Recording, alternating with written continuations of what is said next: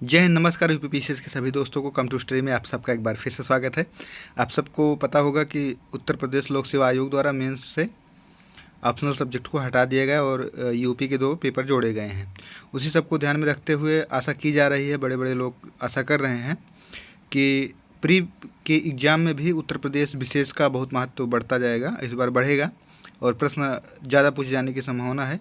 इसी सब को ध्यान में रखते हुए आज हम उत्तर प्रदेश विशेष के जो भी प्रश्न बनते हैं या बने हैं या बन सकते हैं उनको आज देखने का प्रयास करेंगे इस छोटी सी पुस्तक के माध्यम से। इसी प्रकार के चैनल को पाने के लिए चैनल को लाइक करें, शेयर करें, सब्सक्राइब करें तथा कमेंट करें आपकी जो भी फीडबैक हो। तो आइए शुरू करते हैं उत्तर प्रदेश एक परिचय से।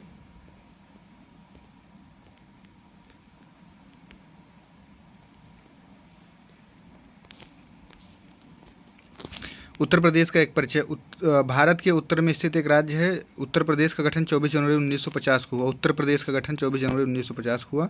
राज्य का विभाजन 9 दिसंबर 2000 को 13 जिलों को काटकर उत्तराखंड बना। भारतीय संसद ने 9 दिसंबर 2000 में उत्तर प्रदेश के उत्तरी पश्चिमी मुख्यतः पहाड़ी भाग से उत्तरांचल वर्तमान उत्तराखंड राज्य का निर्माण किया। उत्तर प्रदेश का अधिकांश भाग सघन आबादी वाले गंगा यमुना के दोआब में स्थित है। विश्व में केवल 4 राष्ट्र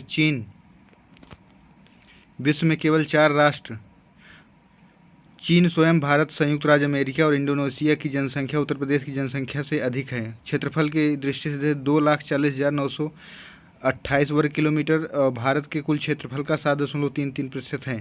क्षेत्रफल की दृष्टि से भारत का चौथा बड़ा राज्य है। जनसंख्या के आधार पर यह भारत का सबसे बड़ा राज्य है। इसका नामकरण देखते हैं। नामकरण का इतिहास जो है इस तरीके से है।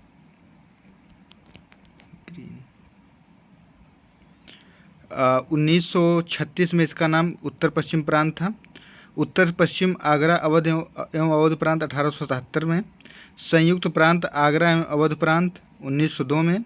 संयुक्त प्रांत 1937 में। उत्तर प्रदेश नाम पड़ा 24 जनवरी 1950 को। आगे देखते हैं। इसकी राजधानी 1936 में आगरा थी। 1858 में इलाहाबाद थी। आंशिक रूप से 1921 में लखनऊ बनी और 1935 से आज तक लखनऊ ही राजधानी उत्तर प्रदेश की। इसकी प्रशासनिक राजधानी लखनऊ और न्यायिक राजधानी प्रयागराज इलाहाबाद है। भौगोलिक स्थिति देख लेते हैं। 23 डिग्री 5 से 30 डिग्री 28 उत्तरी अक्षांश, 77 डिग्री 3 से 84 डिग्री 39 के मध्य है। भारत का मानक समय। उत्तर में प्रयागराज के निकट मिर्ज़ापुर से गुजरने वाली पूर्वी देशांतर को माना गया है, जो राज्यों को क्रमशः उत्तर प्रदेश, मध्य प्रदेश, छत्तीसगढ़, उड़ीसा तथा आंध्र प्रदेश से होकर गुजरती है। भारत का मानक समय ग्रीनविच टाइम के माध्य समय से 5 घंटा 30 मिनट आगे है। इस राज्य की लंबाई और चौड़ाई देखते हैं। राज्य की जो है पूर्व से पश्चिम लंबाई जो है 650 किलोमीटर है और उत्तर से दक्षिण चौड़ाई 240 किलोमीटर है। सीमावर्ती जिले देख लेते हैं। सीमावर्ती जिले और प्रदेश। सबसे उत्तरी जिला जो है उत्तर प्रदेश का सहारनपुर है। सबसे दक्षिणी जिला सोनभद्र है। सबसे पूर्वी जिला बलिया है। सबसे पश्चिमी जिला शामली है। उत्तर प्रदेश से लगे वह सबसे कम जिला रेखा वाले राज्य हैं मध्य प्रदेश व हिमाचल प्रदेश। सबसे कम और सबसे अधिक 3 तरफ से मध्य प्रदेश से घिरा जिला कौन सा है? तो ललितपुर है। उत्तर प्रदेश का सबसे कम जिलों को स्पर्श करने वाला जिला है ललितपुर, क्योंकि ये चारों तरफ एमपी से घिरा हुआ है। प्रशासनिक परिचय देखें। लोकसभा की सीटें 80 हैं, राज्यसभा की 31 है। राज्य विधानमंडल द्विसदनात्मक है। विधानसभा की सीटें 403 है। विधान परिषद का गठन 1937 में हुआ था। विधान परिषद सदस्य संख्या जो है 100 है। जिलों की संख्या जो है 75 है। और उच्च न्यायालय देखते हैं। देश का सबसे बड़ा उच्च न्यायालय इलाहाबाद है या प्रयागराज है। इसकी जो खंडपीठ है वो लखनऊ में है। इसकी स्थापना 17 मार्च 1986 को हुई थी। राज्य के प्रतीक चिन्ह राजकीय मछली मोया चीतल, राजकीय फल आम, राजकीय पक्षी सारस या क्रैंच। आप लोग जानते हैं अभी हाल ही में अमेठी के कारण जो है सारस चर्चा में था, तो आप लोग बताएंगे कि उत्तर प्रदेश में सारस की क्या स्थिति है। राजकीय पशु बारहसिंघा, राजकीय फूल पलाश, टेसू, ढाक, इसको 3 नामों से जाना जाता है। राजकीय वृक्ष अशोक, राजकीय खेल हॉकी, राजकीय चिन्ह एक वृत्त में 2 मछली व एक तीर धनुष। राज्य चिन्ह 1938 में स्वीकृत किया गया, आप देख लें, इसको देखें। उत्तर प्रदेश दिवस 24 जनवरी 2018 से प्रारंभ किया गया है मनाना, 24 जनवरी 2018 से। तो इस बार पूछा जा सकता है कि इस बार कौन सा उत्तर प्रदेश का दिवस मनाया गया है। उत्तर प्रदेश की प्रथम राजकीय भाषा जो है, उत्तर प्रदेश की राजकीय भाषा हिंदी है, कार्यालयों की राजकीय भाषा हिंदी है। अद्वितीय राजकीय भाषा उर्दू है जो 1989 से है। उत्तर प्रदेश के प्रमुख नगरों के उपनाम, प्रयागराज को कहते हैं संगम नगरी, कुंभ नगरी, तीर्थराज ईश्वर का स्थान, अमरूद नगरी। नोएडा को उत्तर प्रदेश का सोविंडो कहते हैं। जौनपुर को सिराज हिंद, पूर्व का सिराज। सोनभद्र को सोनालचंद, power of capital India. Pratapgarh को आंवला नगरी, लखनऊ को आमों का नगर। चंदौली को धान का कटोरा, चंदौली को धान का कटोरा कहा जाता है। हाथरस को हींग या गुलाल नगरी, फिरोजाबाद को सुहाग नगरी या चूड़ी नगरी। उत्तर प्रदेश के प्रशासनिक आंकड़े देख लेते हैं। कुल जिले जो है 75 हैं, जनगणना में शामिल 71 हैं, वैधानिक नगर जो है 648 हैं, 1 से 10 लाख आबादी वाले नगर 64 हैं, 10 लाख से अधिक आबादी वाले 7 शहर हैं। कुल तहसील 351 हैं, नगर निगम 17 हैं, नगर पालिका 200 हैं, नगर पंचायत 490 हैं। ये प्रश्न पूछा जा सकता है क्योंकि अभी हाल ही में चुनाव है। सामुदायिक विकास केंद्र हैं 826, ग्राम पंचायतें हैं 8135, ग्राम पंचायतें 59,073 हैं, आबाद ग्राम 97,814 है। कुल गांव जो है 1,16,000 और 1,60,000। आगे देखते हैं जनसंख्या। 2011 की जनगणना के अनुसार 19,98,12,341 बताई गई है, जो देश के कुल जनसंख्या का 16.51% जनसंख्या है। कुल पुरुष जनसंख्या व प्रतिशत, जनसंख्या कुल इतनी है, इसका प्रतिशत 5.28 है। कुल महिला जनसंख्या प्रतिशत देखते हैं 47 दशमलव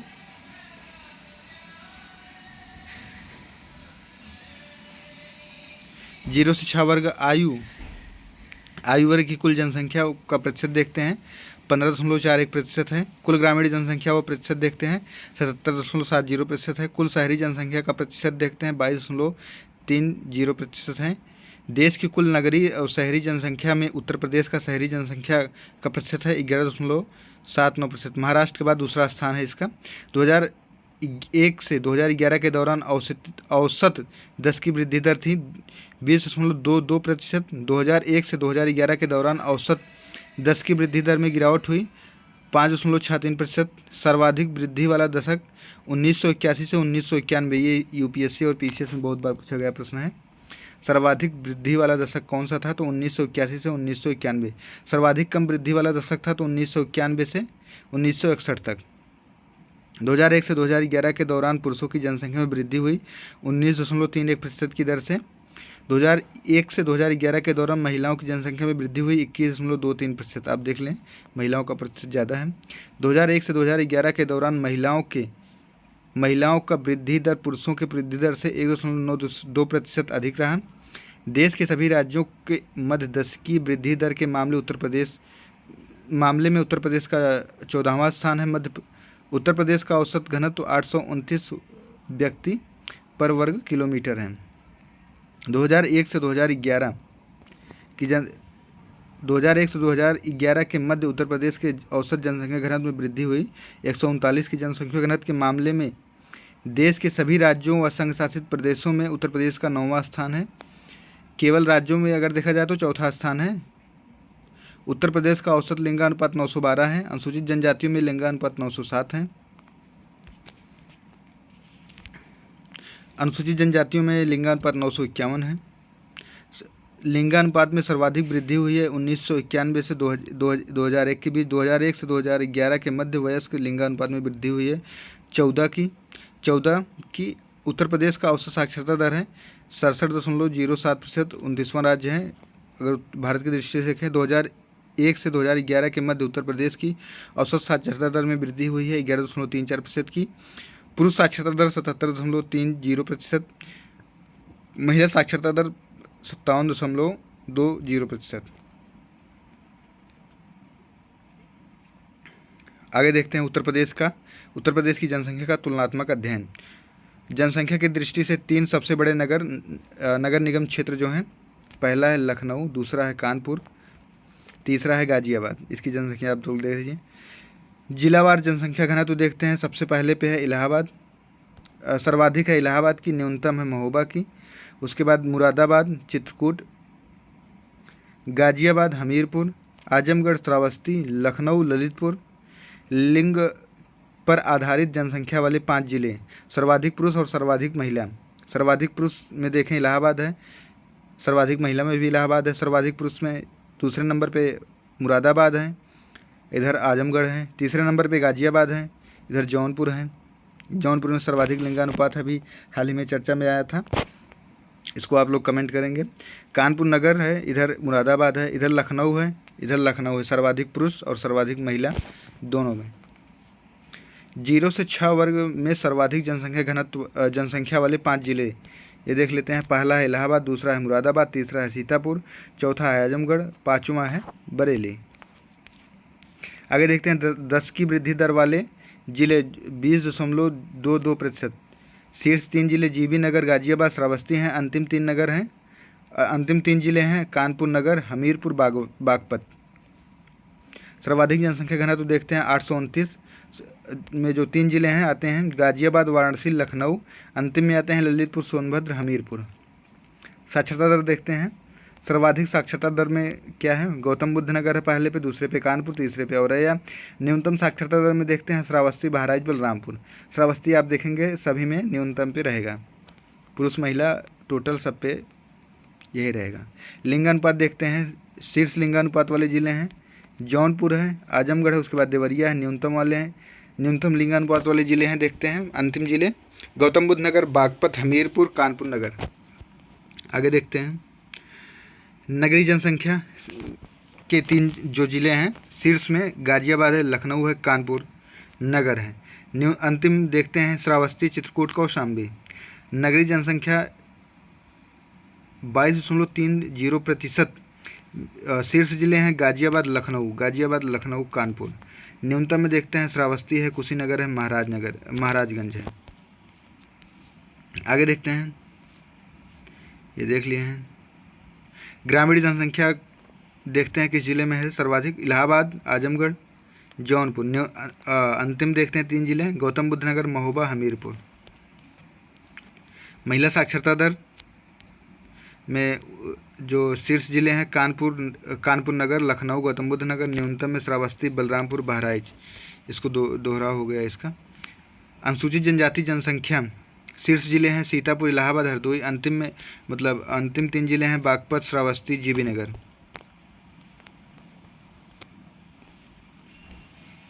अनुसूचित जाति वाले जो शीर्ष 3 जिले हैं कौशाम्बी, सीतापुर, हरदोई हैं। और अंतिम जो है बागपत, बरेली, बलरामपुर है। इसमें कुछ डाउट है, कौशाम्बी है कि और कोई ज़िला है, आप लोग कमेंट करेंगे। अनुसूचित जनजाति जनसंख्या वाले ज़िले देखते हैं, शीर्ष पे है सोनभद्र है, उसके बाद बलिया है, देवरिया है। अंतिम 3 जिले देखते हैं बागपत, कन्नौज, बदायूं है। अनुसूचित जनजाति देखते हैं, अनुसूचित जनजाति वाले शीर्ष जिले हैं सोनभद्र हैं, ललितपुर है, देवरिया है। न्यूनतम में बागपत है, कन्नौज है, बदायूं है। देश व राज्य की पहली महिला मुख्यमंत्री सुचित्रा कृपलानी हैं। देश व राज्य की पहली महिला राज्यपाल सरोजिनी नायडू हैं। सर्वाधिक बार मुख्यमंत्री बनने वाली महिला हैं सुश्री मायावती 4 बार। स्वतंत्रता के बाद प्रथम विधानसभा का अध्यक्ष राजसी पुरुषोत्तम दास टंडन थे। प्रथम लोकायुक्त विशंभर दयाल थे। प्रथम प्रोटेम स्पीकर फतेह बहादुर शाह थे। प्रदेश के प्रथम मुख्यमंत्री थे गोविंद बल्लभ पंत। प्रथम विधान परिषद के सभापति थे चंद्रभाल। आगे देखते हैं, उत्तर प्रदेश में प्रथम बार राष्ट्रपति शासन कब लागू हुआ? 25 फरवरी 1968 को। अब तक उत्तर प्रदेश में कुल 10 बार राष्ट्रपति शासन लागू हो चुका है। उत्तर प्रदेश का कुल क्षेत्रफल 2,40,928 वर्ग किलोमीटर है, जिसमें सर्वाधिक क्षेत्रफल वाला जिला लखीमपुर खीरी है और सबसे कम क्षेत्रफल वाला जिला हापुड़ है। उत्तर प्रदेश के 18 मंडल हैं, उससे संबंधित ज़िले देख लेते हैं। लखनऊ में जो है 6 ज़िले आते हैं, इसको हम लिस्ट देख लेते हैं जल्दी से। लखनऊ, उन्नाव, रायबरेली, सीतापुर, हरदोई, लखीमपुर खीरी। कानपुर में आते हैं 6 ज़िले, कानपुर नगर, कानपुर देहात, इटावा, फर्रुखाबाद, कन्नौज और औरैया। मेरठ में देखते हैं मेरठ, गाजियाबाद, बुलंदशहर, गौतम बुद्ध नगर, हापुड़, बागपत। फैजाबाद में आते हैं 5 जिले, फैजाबाद, सुल्तानपुर, बाराबंकी, अमेठी, अम्बेडकर नगर। अलीगढ़ में आते हैं अलीगढ़, एटा, हाथरस, कासगंज। आगरा में आते हैं आगरा, मथुरा, फिरोजाबाद, मैनपुरी। वाराणसी में वाराणसी, जौनपुर, गाजीपुर, चंदौली। गोरखपुर में आते हैं गोरखपुर में महाराजगंज, देवरिया, कुशीनगर। ये आप लोग इसका सीक्वेंस याद रखेंगे कि कौन कौन से मंडल में 4 जिले आते हैं, किस किस मंडल में 5 जिले आते हैं, ये मिलान के लिए आ सकता है। अगला देखते हैं देवीपाटन मंडल में गोंडा, बलरामपुर, श्रावस्ती और बहराइच, मुख्यतः गोंडा। बरेली में 4 जिले हैं, बरेली, बदायूं, शाहजहांपुर, पीलीभीत। मुरादाबाद में 5 जिले हैं, मुरादाबाद, रामपुर, बिजनौर, अमरोहा, संभल। आप लोग जानते हैं कि बदायूं में एक चर्चा आई थी कि आंवला जिला बनने की घोषणा हुई थी, लेकिन नहीं बना अभी। प्रयागराज में 4 जिले आते हैं, प्रयागराज, प्रतापगढ़, फतेहपुर, कौशाम्बी। चित्रकूट में आते हैं, चित्रकूट में 4 जिले आते हैं, चित्रकूट, बांदा, हमीरपुर, महोबा, मुख्यतः बांदा। मिर्ज़ापुर में आते हैं 3 जिले, मिर्ज़ापुर, सोनभद्र, भदोही। आजमगढ़ में आजमगढ़, मऊ, बलिया। बस्ती में बस्ती, सिद्धार्थनगर और संत कबीर नगर। झांसी में झांसी, ललितपुर व जालौन है। सहारनपुर में सहारनपुर, मुजफ्फरनगर, शामली आते हैं। तो आगे देखते हैं कुछ ज़िले हैं, उनके मुख्यालय कहाँ कहाँ हैं। जैसे अमेठी का मुख्यालय गौरीगंज में है, संत कबीर नगर का मुख्यालय खलीलाबाद में है, गौतम बुद्ध नगर का जो मुख्यालय है वो नोएडा में है, कौशाम्बी का मंझनपुर में है, अम्बेडकर नगर का अकबरपुर में है, कुशीनगर का पडरौना में है, कानपुर देहात का अकबरपुर माती में है। आगे देखते हैं कानपुर नगर का अलीगढ़ में है, लखनऊ का मुरादाबाद,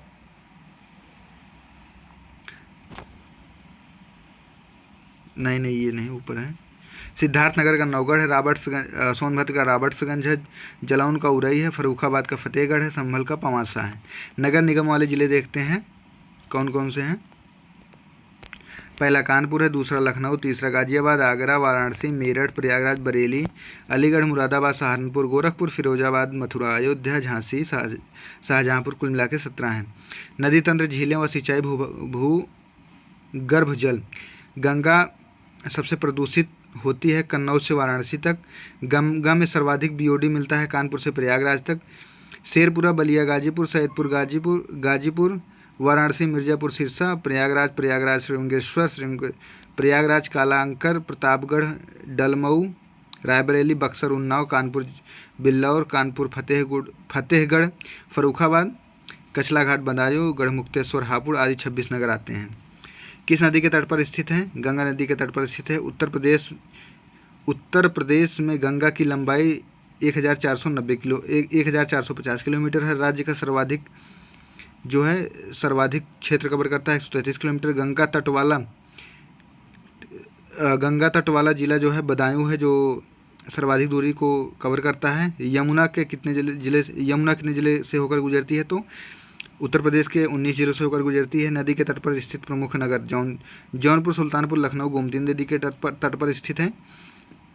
अयोध्या, गोला, बहरलगंज, बहराज सरयू नदी के तट पर स्थित है। बाराबंकी भी है। बाराबंकी में स्नाही घाट से टच करती है सरयू नदी। गोरखपुर, बहराज राप्ती के तट पे है। बांदा जो है के नदी के तट पर है। हमीरपुर बेतवा के तट पर है। चित्रकूट पायसीनी मंदाकिनी के तट पर है। सोनभद्र सोन के तट पर है। मुरादाबाद रामगंगा के तट पर है। प्रतापगढ़ सई नदी के तट पर है। सांस्कृतिक महत्व देखते हैं। सहेत महत श्रावस्ती में है। रानाभार स्तूप कुशीनगर में है। धमेख सारनगर में है। घोषित राम कौशाम्बी में है। आगे देखते हैं कनक भवन अयोध्या में है। कदमगिरी पर्वत चित्रकूट में है। कालिंजर दुर्ग जो है बांदा में है। देवा शरीफ का मेला जो है बाराबंकी में लगता है। 84 गुम्बद कालपी में है। जामा मस्जिद मुरादाबाद में है। टाला मस्जिद जौनपुर में है। वृंदावन मंदिर मथुरा में है। जेके मंदिर कानपुर में है। विश्वनाथ मंदिर वाराणसी में है। देवी पाटन तुलसीपुर में है। भारत माता मंदिर वाराणसी में है। विश्वनाथ मेहता, इनका कार्य क्या था चित्रकारी में? प्यास, ऊँट सृष्टि। रणबीर सिंह बिष्ट, पहाड़ी घसियारे गपशप। शिवानंद नैटियाल, सत्यम शिवम सुंदरम। चुनारगढ़ की अनूप वेदिका भद्रगृही मुनि से संबंधित हैं। संगीत देखते हैं। भारत खंडे संस्थान। भारत खंडे संस्थान यूपी का सबसे पुराना संगीत संस्थान है। लखनऊ में है। 15 जुलाई 1926 में स्थापित किया गया था। इसका नाम भारत खंडे हिंदुस्तानी महाविद्यालय रखा गया है। 2001 में डीम्ड विश्वविद्यालय का इसे दर्जा प्राप्त हुआ। आप ये भी जानते हैं कि उत्तर प्रदेश में सिर्फ एक ही डीम्ड विश्वविद्यालय है, वही ये है। भारत खंडे संगीत संस्थान जो है 1926 में लखनऊ में है। प्रयाग संगीत समिति 1926 में इलाहाबाद में। शरद महोत्सव 2013 में हुआ था प्रयाग संगीत समिति में, आज़ाद पार्क के पास है, आप लोग देखे होंगे, महादेवी चौराहा के पीछे। उत्तर प्रदेश संगीत नाट्य अकादमी 1963 में लखनऊ में। भारतेंदु नाट्य अकादमी। राष्ट्रीय कथक संस्थान 1988 से 1989 लखनऊ। उत्तर प्रदेश जैन विद्या संस्थान 1990 में लखनऊ। प्रमुख संगीत घराने। आगरा घराना में कौन कौन आता है? अलखदास, मलूकादास, मदुरै रामास्वामी। लखनऊ घराना में अवध कला जिसे कहते हैं। बिंदादिन कोदाव, खुर्शीद अली। लखनऊ ख्याल गायन के पितामह शंभू महाराज, बिरजू मेहराज बेगम, अख्तर, वाजिद अली, शाह अख्तर पिया। किराना घराना काले खां गांगूबाई, हंगल भीमसेन जोशी, हीराबाई बड़ौदकर। बनारस घराना ठुमरी सर्वाधिक प्रसिद्ध है। गिरिजा देवी, सितारा देवी, रसूलाबाई, टप्पा किशन महाराज तबला, बिस्मिल्ला खां शाहनाई ठाकुर, जयदेव सिंह संगीत शास्त्र पितामह। आगे देखते हैं अतरौली घराना में मल्लिकार्जुन, मंसूर, चांद खां। यह घराना ध्रुपद धामर गायन के लिए प्रसिद्ध है। सहारनपुर घराना में जकीरुद्दीन खां, नसीर फैजुद्दीन डागर है। रामपुर घराना में नेमत खां, सदारंग उस्ताद खां, अमीर खां, ख्याल ग्याकी। फतेहपुर सीकरी में खसीटा खां, जैनू खां, जोरावर। भिवंडी बाजार घराना जिससे लता मंगेशकर संबंधित है। गुरु अली खां इसी घराने से संबंधित थी। इटावा घराना सितार वादन के लिए प्रख्यात। इमदाद खां, इनायत खां, ध्रुवतारा जोशी। अजराड़ा घराना मेरठ में है, तबला वादन के लिए से संबंधित है। इलाहाबाद में कोई घराना नहीं है। यहाँ शहर के कई संगीतों से जुड़ा है, जैसे केसरबाई जान, करी भाई उर्फ छप्पन छुरी। कलाकार देखते हैं, उनके क्षेत्र देखते हैं। हरिप्रसाद चौरसिया व रघुनाथ सेठ बांसुरी वादन के लिए थे। नजीर खां संगीत वादन के लिए। करामत उल्ला सरोद के लिए हैं। किसान महाराज, गुदई महाराज तबला वादन के लिए है। शंभू महाराज, बिरजू महाराज कथक के लिए हैं। श्रीमती एम राजन बनारस घराना से वायलिन से संबंधित है। कथक उत्तर प्रदेश का एकमात्र शास्त्रीय नृत्य है। वाजिद अली शाह के दरबार में विकसित इस नृत्य कला के अगुआ ठाकुर प्रसाद थे। लोक नृत्य झूला नृत्य, रास नृत्य, चारकुला, मयूर, ब्रजभाषा। चरकुला नृत्य को घोड़ा नृत्य भी कहते हैं, क्योंकि यह नृत्य रथ के पहिए पर थोड़ा रख कर किया जाता है। सैसा या सयास कृषकों द्वारा घुरिया प्रजाति और महिलाओं द्वारा द्वीप अहिर की कार्तिक ख्याल होता है, जो बुंदेलखंड से संबंधित है। कठखोड़वा पूर्वांचल से संबंधित है। कठखोड़वा, धोबिया वर्ग, नटवारी अहिर, कर्मा, सीला, खरवार जाति, चैलर। सोनभद्र मिर्जापुर में पाई जाती हैं। ठडिया ठरकहरी सोनभद्र में है। कालाबाजी अवध में है। जोगिनी रामनवमी पर, छुलिया राजपूत विवाह उत्सव पर, धीवर कहारों द्वारा। लठमार दीवारी नृत्य चित्रकूट। यूपी में रामलीला और नौटंकी के दो प्रमुख लोक नाट्य हैं। कानपुर व हाथरस में नौटंकी शैली प्रचलित हुई। राहुल नौकट्यायन बुंदेलखंड। राज्य के प्रमुख मेले। उत्तर प्रदेश में सर्वाधिक मेले मथुरा में लगते हैं 86, कानपुर में 80। सबसे कम मेले पीलीभीत में लगते हैं। दादरी पशु मेला आगरा में लगता है।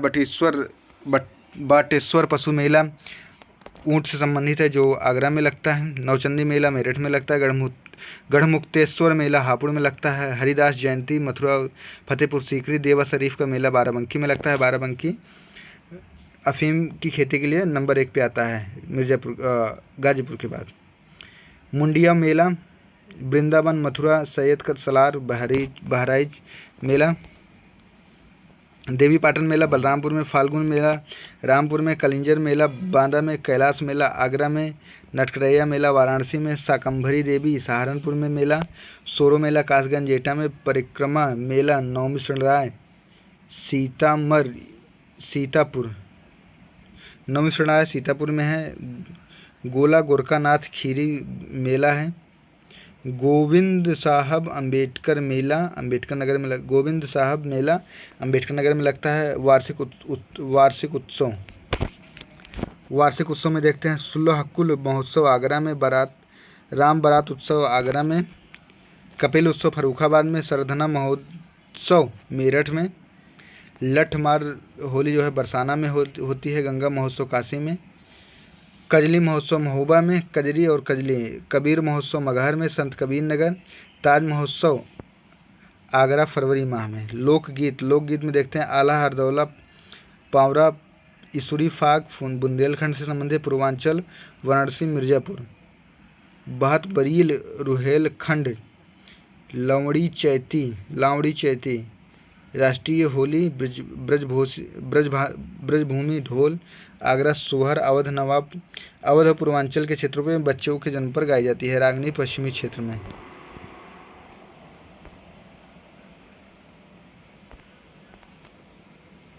आगे देखते हैं ढोला मारू यूपी का नहीं राजस्थान का लोक नृत्य है, क्योंकि यह सीमित रूप से आगरा मेरठ में भी प्रचलित है।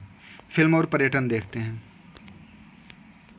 अमीर खुसरो का जन्म मूल रूप से एटा वर्तमान में कासगंज के पटियाली गांव में हुआ था। ख्याल गायकी का विकास, सितार व तबला का आविष्कार, स्वामी हरिदास अलीगढ़। शिष्य तानसेन का जन्म ग्वालियर में हुआ था।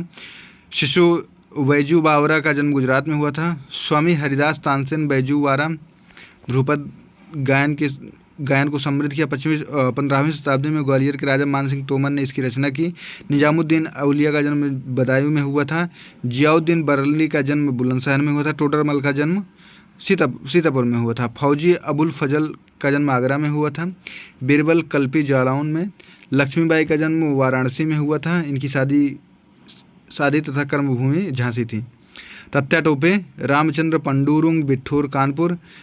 रामप्रसाद बिस्मिल्ला का जन्म शाहजहांपुर में हुआ था। फांसी गोरखपुर में हुई। चंद्रशेखर आज़ाद की मृत्यु इलाहाबाद में हुई है। लाल बहादुर शास्त्री का जन्म मुगल सराय, जिसे आज पंडित दीनदयाल के नाम से जाना जाता है। तुलसीदास का जन्म चित्रकूट के पास राजापुर गांव में हुआ था। मिर्जा गालिब बहुत इंपॉर्टेंट है। मिर्जा गालिब का जन्म आगरा में हुआ था, लेकिन मृत्यु दिल्ली में है। दिल्ली। नजीर अकबर वादी आगरा में पैदा हुए हैं। चकबस्त लखनवी।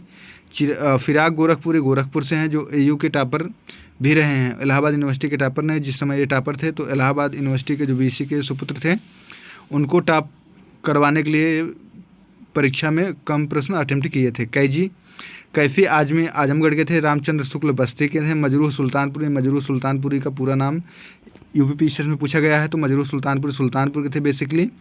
अकबर इलाहाबादी थे। मजाज लखनवी। राहुल सांस्कृत्यायन आजमगढ़। पत्र पत्रिकाएं और शिक्षा भाषा। 2001 में सर्व शिक्षा अभियान। 2001 में स्कूल चलो अभियान प्राथमिक शिक्षा में। 26 जनवरी 1968 को प्रदेश के कार्यालयों में राजभाषा हिंदी को अनिवार्य बना दिया गया। 1989 में उर्दू को द्वितीय राजभाषा घोषित किया गया। 1976 में उत्तर प्रदेश संस्कृत संस्थान। 1976 उत्तर प्रदेश हिंदी संस्थान। 1977 उत्तर प्रदेश उर्दू अकादमी। 1977 उत्तर प्रदेश सिंधी अकादमी। 1997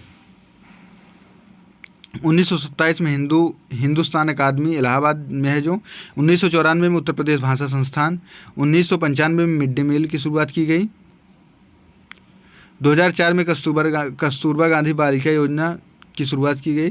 राजश्री पुरुषोत्तम दास टंडन मुक्त विश्वविद्यालय उत्तर प्रदेश का प्रथम मुक्त विश्वविद्यालय है। केंद्रीय विश्वविद्यालय देखते हैं इलाहाबाद विश्वविद्यालय, जो हमारा विश्वविद्यालय है इलाहाबाद विश्वविद्यालय, जिसकी स्थापना 1987 में म्योर द्वारा हुई थी। बनारस हिंदू विश्वविद्यालय की स्थापना 1916 में वाराणसी में हुई थी।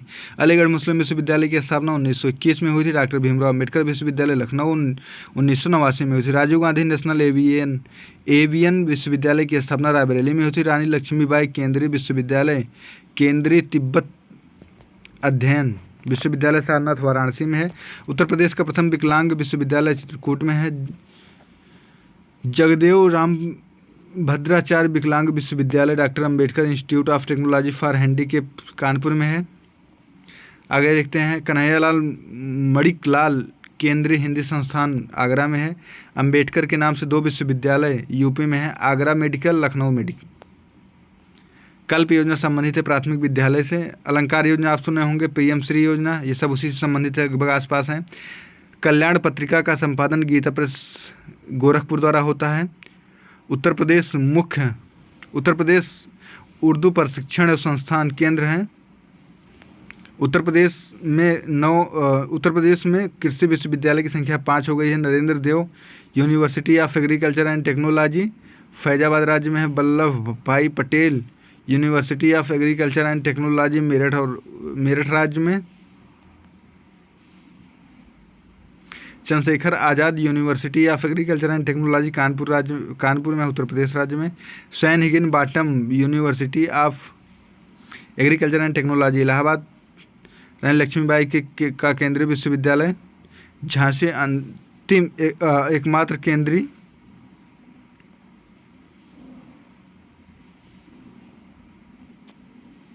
आगे देखते हैं अर्थव्यवस्था। उत्तर प्रदेश को 9 जलवायु क्षेत्रों में बांटा गया है, 8 मृदा समूहों के क्षेत्रों में बांटा गया है, 20 पारिस्थितिक क्षेत्रों में बांटा गया है। 4 उत्तर प्रदेश के आर्थिक क्षेत्र हैं। उत्तर प्रदेश गेहूं, गन्ना, आलू उत्पादन में प्रथम है। सर्वाधिक गेहूं उत्पादन हरदोई में होता है। बाराबंकी में सर्वाधिक अफीम होती है, इसको आप लोग बताएंगे जो बाराबंकी के दोस्त हमारे। गाजीपुर उत्तर प्रदेश की एकमात्र अफीम फैक्ट्री गाजीपुर वाले भी अफीम की फैक्ट्री लगाते हैं, अब लोग जान लीजिए। आंवला जो है प्रतापगढ़ में होता है। पान महोबा में होता है। महोबा में पान अनुसंधान एवं प्रशिक्षण केंद्र है। बाबूगढ़ आलू अनुसंधान गाजियाबाद केंद्र। Indian institute of sugar technology.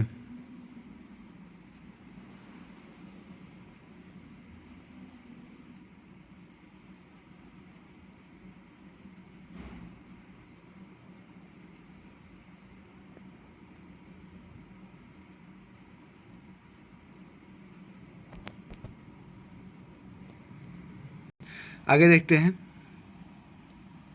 Kanpur में Indian institute of sugar technology, Kanpur में दाल अनुसंधान संस्थान स्थित है। आगे देखते हैं, लखनऊ में नेशनल बॉटेनिकल गार्डन है। इज्जत नगर में केंद्रीय रिसर्च इंस्टीट्यूट है। आगे देखते हैं, सिंचाई। केन बेतवा लिंक नदी जोड़ो परियोजना का हिस्सा है। सर्वप्रथम 1830 ईस्वी में पूर्वी नहर से यमुना, 1840 से 54 में ऊपरी गंगा का निर्माण हुआ। सिंचाई नलकूप नहर यूपी में कुएं। देश में नलकूप की सिंचाई 1930 से शुरू हुई। सर्वाधिक नहरों की लंबाई रायबरेली में है। निचली गंगा नहर 1987 नरौरा में गंगा से निकाली गई है। सर्वाधिक लंबी नहर शारदा नहर है। माता टीला राजघाट लक्ष्मी बाई परीक्षा बांध बेतवा नदी पे है। रामगंगा नदी 128 मीटर सर्वाधिक ऊंचा है।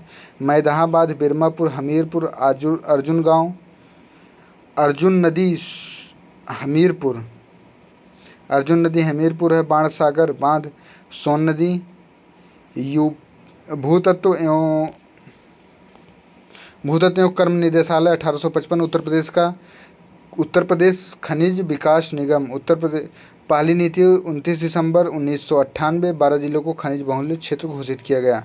चूना पत्थर मिर्जापुर, कोयला सिंगरौली सोनभद्र, एस्बेस्टस चमरौली छोड़ दें।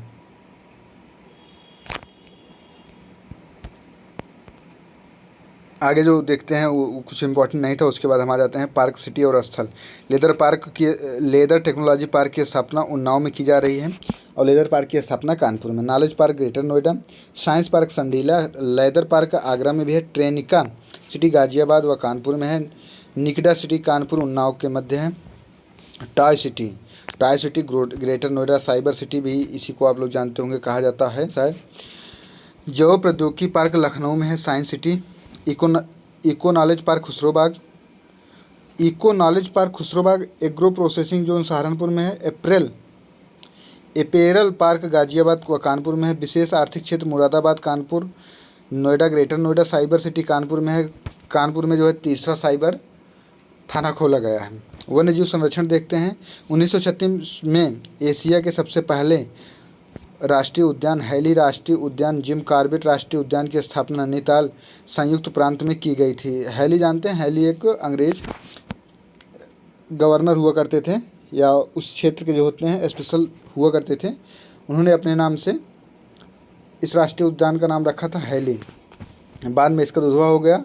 अभी शायद राम के नाम पे रखने की बात चल रही थी, रामगंगा के नाम पे। प्रदेश के कुल राष्ट्रीय उद्यान जो है एक राष्ट्रीय उद्यान है दुधवा नेशनल पार्क 1977। मयूर संरक्षण केंद्र वृंदावन मथुरा में है। गिद्ध संरक्षण एवं प्रजनन केंद्र महाराजगंज राज्य का प्रथम है। बहुत इंपॉर्टेंट होगा ये, ज़्यादा फैक्ट बहुत इंपॉर्टेंट होगा। गिद्ध संरक्षण केंद्र और प्रजनन केंद्र महाराजगंज में है, राज्य का प्रथम है। कुल वन्यजीव विहार जो है 25 हैं, 25 वन्यजीव विहार हैं, 14 पक्षी विहार हैं।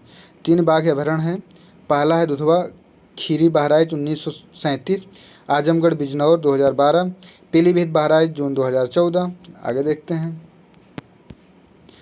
आगे आ गया मेरा वन्यजीव बिहार का सबसे बड़ा चंद्रप्रभा चंदौली में है। सबसे प्रथम जो है चंद्रप्रभा चंदौली 1957। सबसे बड़ा हस्तिनापुर वन्यजीव विहार सहारनपुर 2073 वर्ग किलोमीटर। सबसे छोटा महावीर स्वामी वन्यजीव विहार ललितपुर में है, जो 5.4 किलोमीटर का क्षेत्र कवर करता है। किशनपुर वन्यजीव विहार जो है लखीमपुर खीरी में है। कैमूर वन्यजीव विहार सोनभद्र में है। सुहागी बरवा वन्यजीव विहार महाराजगंज में है। सुहेलवा वन्यजीव विहार श्रावस्ती में है। कछुआ वन्यजीव विहार वाराणसी में है। करतनिया वन्यजीव विहार करतनिया घाट है, उसी के पास में है, यह बहराइच में है। वन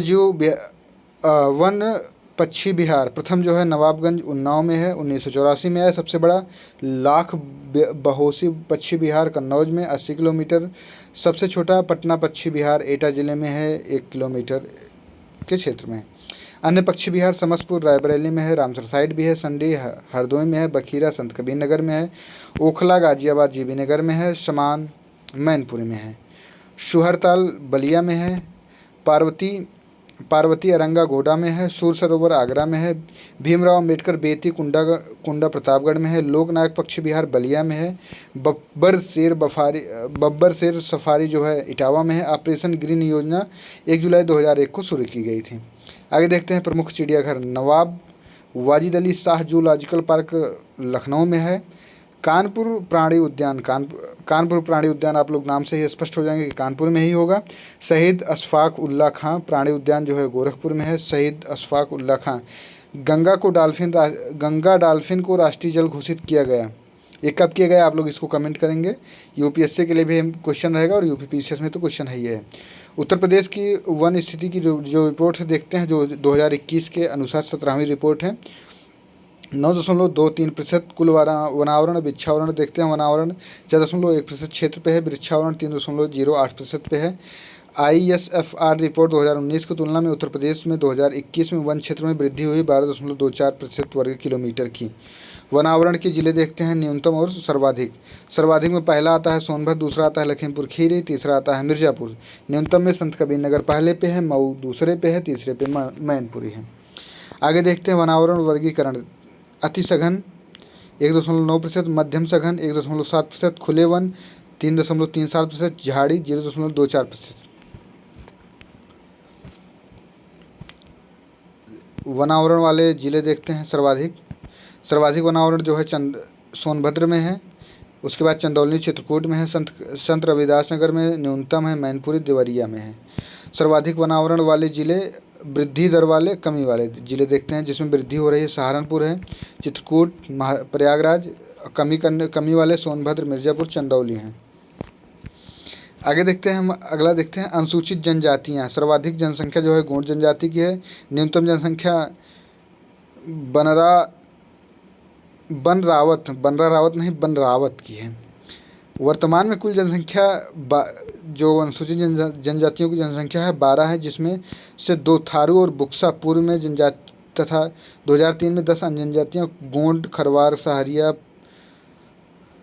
परहरिया, बैगा, पंखा, पनिका, अगरिया, पठारी, चेरे, भुइया, भुनिया सूचीबद्ध की गई हैं। थारू में संयुक्त परिवार व विविध विधवा विवाह की प्रथा है। थारू जो है दिवाली को शोक पर्व के रूप में मनाते हैं। बुक्सा जनजाति बिजनौर और आगरा में पाई जाती है। परहरिया अगरिया खरवार चोरो बैगा जनजाति सोनभद्र में। हमारे एक मित्र हैं जो खरवार हैं, हम जानते हैं। ये खरवार लोग छोटे कद के होते हैं। माहीगिर जनजाति बिजनौर में है। खरवार जनजाति कर्म नृत्य करती है। सड़क परिवहन की दृष्टि से देखते हैं, उत्तर प्रदेश का सर्वाधिक लंबा राजमार्ग NH2 है, 756 किलोमीटर। इसी को GT रोड भी कहा जाता है। उत्तर दक्षिण और पूर्व पश्चिम में 6 लेन सड़कें झांसी जिले में एक दूसरे को काटते हैं। उत्तर प्रदेश में शुरू होने वाला सबसे बड़ा राष्ट्रीय राजमार्ग है NH7। GT रोड कहाँ से नहीं गुजरती है, तो अलीगढ़ से नहीं गुजरती है। NH7 पर भोपाल स्थित नहीं, NH2 पर लखनऊ स्थित नहीं है। ये वैसे हैं, ऑप्शन के ऊपर रहेगा, जब ऑप्शन पूछा जाएगा उसी हिसाब से टिक कर सकते हैं। वायु देखते हैं, वायु परिवहन में खेरिया आगरा में, हिंडन गाजियाबाद बमरौली उत्तर प्रदेश। हवाई अड्डा जो है चकेरी कानपुर में है। फुर्सतगंज रायबरेली। सरसावा सहारनपुर में है। BR अम्बेडकर मेरठ में है। वैसे अमाट हवाई अड्डा भी है, सुल्तानपुर में है। उत्तर प्रदेश में रेलगाड़ी के बारे में देखते हैं। प्रथम रेलगाड़ी चलाई गई थी 1959 में, इलाहाबाद से कानपुर के बीच में चलाई गई थी, जो हाल ही में अभी जाएंगे तो प्रयागराज के स्टेशन पे म्यूजियम के तौर पे रखी गई है। यूपी में 2 रेलवे जोन है, भर्ती के बोर्ड भी हैं। पहला इलाहाबाद है, दूसरा गोरखपुर है। उत्तर प्रदेश के प्रमुख संस्थान देखते हैं। मोतीलाल नेहरू बाल संग्रहालय लखनऊ में है। इंदिरा गांधी नक्षत्रशाला लखनऊ में है। वीर बहादुर सिंह नक्षत्रशाला गोरखपुर में है। आर्यभट्ट नक्षत्रशाला रामपुर में है, लेजर तकनीक में प्रथम है। जवाहर नक्षत्रशाला प्रयागराज में है, जो आनंद भवन के अंदर में स्थित है, जहाँ से रुपए की टिकट लगती है। आप लोग जा सकते हैं, नक्षत्रशाला का आनंद ले सकते हैं। डॉक्टर अम्बेडकर उत्तर प्रदेश पुलिस अकादमी मुरादाबाद में स्थित है, जहाँ उत्तर प्रदेश के सभी सब इंस्पेक्टर की ट्रेनिंग होती है और DSP की कुछ ट्रेनिंग होती है, और साइबर से संबंधित कुछ यहाँ नए इक्विपमेंट लगाए गए हैं और उसके लिए प्रशिक्षण दिया जाता है। उत्तर प्रदेश वस्त्र प्रौद्योगिकी संस्थान कानपुर में है। बाबा राघवदास मेडिकल कॉलेज जो है गोरखपुर में है, बहुत चर्चा में रहा था आज के 2-3 साल पहले ये। उत्तर प्रदेश ग्रामीण आयुर्विज्ञान अनुसंधान संस्थान सैफई में है। उत्तर प्रदेश कृषि अनुसंधान परिषद लखनऊ में है। केंद्रीय औषधि एवं सुगंधित पौधा संस्थान लखनऊ में है। राज्य टोडरमल सर्वे भूलेख प्रशिक्षण संस्थान हरदोई में है। Doctor Ambedkar institute for technology for handicap Kanpur में है। पान अनुसंधान केंद्र महोबा में है। महोबा आप जानते हैं उत्तर प्रदेश में सर्वाधिक पान उत्पादन करने वाला जिला है। पान महोबा का फेमस है उत्पादन की दृष्टि से, खाने की दृष्टि से बनारस का पान फेमस है, लेकिन सर्वाधिक उत्पादन महोबा में होता है। केंद्रीय गिलास एवं सिरेमिक अनुसंधान खुर्जा में, ये बहुत इंपॉर्टेंट रहेगा, इस पर आप मोस्ट इम्पॉर्टेंट 3 स्टार लगा सकते हैं। आगे देखते हैं। उत्तर प्रदेश गन्ना अनुसंधान परिषद शाहजहाँपुर में है। भारतीय वनस्पति शोध संस्थान लखनऊ में है। भारतीय घास एवं चारा अनुसंधान संस्थान झांसी में है।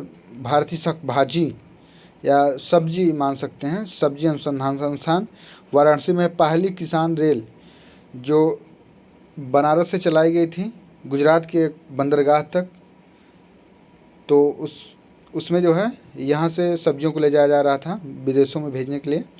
केंद्रीय उपोष्ण संस्थान लखनऊ में है। पंडित दीनदयाल उपाध्याय पशु चिकित्सा अनुसंधान संस्थान अनुसंधान जो है मथुरा में है। आगे देखते हैं, प्रमुख संस्थान चल रहे हैं अभी। Indian veterinary research institute Izatnagar Bareilly में। National research centre for agro forestry Jhansi में। National institute of sugar cane research Lucknow में है। केंद्रीय चर्म अनुसंधान संस्थान कानपुर में है। सेंट्रल ड्रग इंस्टीट्यूट लखनऊ में है। शीलाधर मृदा संस्थान प्रयागराज में है। Central avian research institute Bareilly Izzatnagar में है। केंद्रीय बकरी अनुसंधान संस्थान मथुरा मखदूम गाजियाबाद में है। बायो फर्टिलाइजर डेवलपमेंट सेंटर न्यायिक प्रशिक्षण अनुसंधान संस्थान लखनऊ में है। आगे देखते हैं। भारतीय कालीन प्रौद्योगिकी संस्थान, इसको आप सब जानते हैं, आपको पता होगा, मिर्ज़ापुर वेब सीरीज देखे होंगे तो पक्का पता होगा। कालीन मिर्ज़ापुर और भदोही की फेमस है, तो प्रौद्योगिकी संस्थान जो है भदोही में ही है। वीवी गिरी नेशनल लेबर इंस्टीट्यूट नोएडा में है। National bureau of fish genetic resources Lucknow में है। Indian grain storage Hapur management and research institute Hapur में है। हापुड़ छोटा सा जिला है, दिल्ली गाजियाबाद के पास पड़ता है। मेरठ से जो है अपना बॉर्डर शेयर करता है। ऊर्जा संसाधन भी देखते हैं। राज्य विद्युत परिषद 1959 में, यूपी विद्युत नियामक 1998 आयोग, नई ऊर्जा नीति 2003 में आई। ताप विद्युत उत्पादन हरदुआदगंज ताप विद्युत गृह अलीगढ़ में 1942 में स्थापित किया गया। 1968 में रूस के सहयोग से पुनरुद्धार चंदौसी ताप विद्युत केंद्र मुरादाबाद में है। परीक्षा ताप परियोजना झांसी में है। ओबरा ताप विद्युत केंद्र रूस की सहायता से सोनभद्र में चलाए जा रहे। अनपरा डी ताप विद्युत परियोजना जापान के सहयोग से सोनभद्र में चलाई जा रही। राष्ट्रीय ताप विद्युत निगम एनटीपीसी के कुल 7 केंद्र हैं। देखते हैं पहला कौन सा है। दादरी गौतम बुद्ध नगर में, आंवला बरेली में है। आंवला बरेली और बदायूं दोनों जिलों से सीमा साझा करता है। हाल ही में चर्चा है कि काफ़ी बड़ी तहसील है, इसलिए इसको अलग जिला बनाने की मांग काफ़ी तेज़ी से उठी है। ऊंचाहार टांडा अम्बेडकर नगर में है। सिंगरौली सोनभद्र में है। औरैया रिहंद सोनभद्र। इसमें औरैया आंवला दादरी गैस आधारित हैं, शेष कोयला आधारित संयंत्र हैं। आगे देखते हैं मड़ुआ डीजल लोकोमोटिव वर्क्स और गोरखपुर में है। कोच रिपेयर कारखाना है। रायबरेली में तीसरा रेल कोच कारखाना है। मुगलसराय में सबसे लंबा रेलवे वार्ड भारत का है। जल विद्युत लिमिटेड 2000 में। निजी क्षेत्र की सेवा ताप विद्युत परियोजना शाहजहांपुर में प्रदेश की ऊपरी गंगा नहर सर्वाधिक जल उत्पादन किया जाता है। उत्तर प्रदेश में परमाणु ऊर्जा केंद्र नरोरा में स्थापित है। खेतियों के नाम व उनके प्रकार। एरोपोनिक पौधों को हवा में उगाना। एपीकल्चर मधुमक्खी पालन। हार्टिकल्चर बागवानी। फ्लोरिकल्चर फूल का विज्ञान। ओलोरिकल्चर सब्जी विज्ञान। पोमोलॉजी फल विज्ञान। विटीकल्चर अंगूर की खेती। वर्मीकल्चर केचुआ पालन। सेरीकल्चर रेशम उद्योग। पीसीकल्चर मत्स्य पालन। मोरिकल्चर रेशम कीट हेतु शहतूत। भारत में विभिन्न क्रांतियाँ देखते हैं, काफ़ी इंपॉर्टेंट रहेगी। नीली क्रांति जो है ब्लू रिवोल्यूशन मत्स्य पालन से संबंधित है। खाकी क्रांति ब्राउन रिवोल्यूशन चमड़ा से संबंधित है। भूरी क्रांति रासायनिक या ग्रे रिवोल्यूशन उर्वरक और आवास विकास से संबंधित है।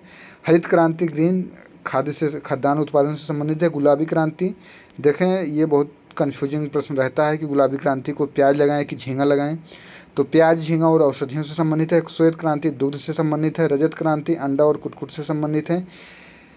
रजत रेशा क्रांति कपास से संबंधित है। पीली क्रांति तिलहन से संबंधित है। कृष्ण क्रांति पेट्रोलियम से संबंधित है। स्वर्ण क्रांति बागवानी से संबंधित है। स्वर्ण रेखा क्रांति जूट पटसन से संबंधित है। लाल क्रांति जो है मांस और टमाटर, ये भी देखो इंपॉर्टेंट है, क्योंकि लाल क्रांति पूछेगा रेड रिवोल्यूशन किससे संबंधित है। अगर उसमें दिया रहेगा मांस तो मांस भी हो जाएगा, टमाटर दिया रहेगा टमाटर होगा, दोनों दिया रहेगा तो क्वेश्चन गलत भी हो सकता है या विकल्प के रूप में रहेगा, इनमें से दोनों सही हो जाएगा। गोल क्रांति बहुत इंपॉर्टेंट हो जाती है, क्योंकि वर्तमान में भारत के जो प्रधानमंत्री हैं उसके जनक माने जाते हैं अरुण जेटली, और प्रधानमंत्री के द्वारा जो है 2017 में इस क्रांति को लाया गया था। सदाबहार क्रांति एवरग्रीन रिवोल्यूशन समग्र कृषि विकास के लिए लाई गई। आगे देखते हैं उत्तर प्रदेश के प्रथम स्थान वाले प्रमुख जिले हैं। सोनभद्र है सर्वाधिक अनुसूचित जनजाति जनसंख्या में एवं सर्वाधिक वन में सोनभद्र है। प्रयागराज जो है सर्वाधिक न्यायाधीशों वाला उच्च न्यायालय, सर्वाधिक विधानसभा वाला जिला, 12 सीटें हैं। राज्य लोक सेवा आयोग है यहाँ पे, और प्रथम केंद्रीय विश्वविद्यालय है। रायबरेली में देखते हैं सर्वाधिक नहरें हैं। प्रथम रेल फैक्ट्री राज्य की जो है यहीं स्थापित की गई। मथुरा में राज्य का सर्वाधिक मेले लगते हैं 80, ये कन्फ्यूजिंग रहेगा, कहीं 80 लगता है कहीं 86 दे रहा है। गौतम बुद्ध नगर में सर्वाधिक साक्षरता प्रति व्यक्ति आय। राज्य का प्रथम फिल्म सिटी सेंटर। भारत का प्रथम नाइट सफारी पार्क, दूसरा नाइट सफारी पार्क लखनऊ में बनाया जा रहा है। आप लोग इसको सर्च कीजिए, करंट अफेयर का क्वेश्चन हो सकता है या पूछा जाएगा, श्योर पूछा जाएगा। बिजनौर राज्य का सबसे ऊंचा बांध रामगंगा नदी है। बदायूं सर्वाधिक जिले से सीमा बनाने वाला जिला बदायूं है। आप लोगों से एक हम्बल रिक्वेस्ट है कि आप जिस भी ज़िले से हैं आप अपने ज़िले की एक ऐसी विशेषता बताइए जो हम इस वीडियो में डिस्कस नहीं किए हैं, और हो सकता है उस विशेषता को या उस जानकारी के बारे में उत्तर प्रदेश लोक सेवा आयोग में प्रश्न पूछे जाए, तो आप लोग को आपस में अगर आप लोग कमेंट करेंगे तो निश्चित रूप से सफलता मिलेगी। और ऐसे कुछ फैक्ट हो सकते हैं जो इसमें नहीं हो पूछे जा सकते हैं, तो कमेंट के माध्यम से आप लोग के कुछ फैक्ट तैयार हो सकते हैं उत्तर प्रदेश विशेष को लेकर। जैसा कि आपको बता दिए हैं कि इस बार से मेंस में ऑप्शनल पेपर हटा के यूपी स्पेशल को ज़्यादा तरजीह दी जा रही है। इसी को ध्यान में रखते हुए प्री में भी माना जा रहा है कि ज़्यादा वैल्यू दी जाएगी या तरजीह दी जाएगी। उत्तर प्रदेश का भौतिक विभाजन देखते हैं। उत्तर प्रदेश का ये देखते हैं हम भौतिक विभाजन। उत्तर प्रदेश भारत के प्राचीनतम गोंडवानालैंड महाद्वीप का एक हिस्सा है। किसी क्षेत्र में पाई जाने वाली भौगोलिक आकृति जैसे पर्वत, पठार, मैदान आदि के आधार पर विभाजित करना भौगोलिक विभाजन कहलाता है। उत्तराखंड राज्य के गठन के फलस्वरूप उत्तर का पर्वतीय भाग उत्तराखंड में चले जाने के बाद उत्तर प्रदेश के 3 भौतिक क्षेत्र रह गए हैं। उत्तर में भाभर है, उत्तराई क्षेत्र, मैदानी क्षेत्र, दक्षिण में पठारी क्षेत्र। आगे देखते हैं हम इसको इस तरीके से देख सकते हैं हम ये नीला वाला देख रहे हैं जो कृषि योग्य भूमि है। इस क्षेत्र में पशुपालन नहीं कि ये कृषि योग्य भूमि नहीं है, पशुपालन किया जाता है। अधिकतम भाबर क्षेत्र ये हो गया, ये है सूखा या रोगग्रस्त क्षेत्र है। ये क्षेत्र आप देख सकते हैं सर्वाधिक ढलानी वाली क्षेत्र है। भाभर है तराई क्षेत्र, पश्चिमी सहारनपुर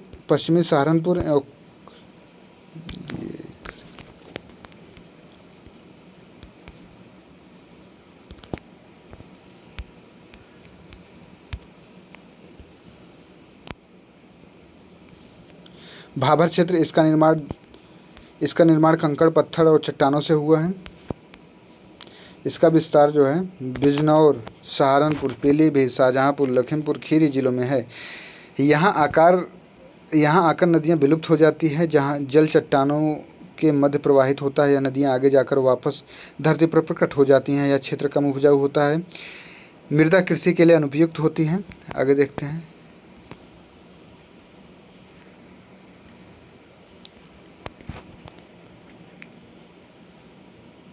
तराई क्षेत्र में नदियां धरती पर प्रकट हो जाती हैं। यहाँ महीन कणों निक्षेप मिलते हैं। अधिकांश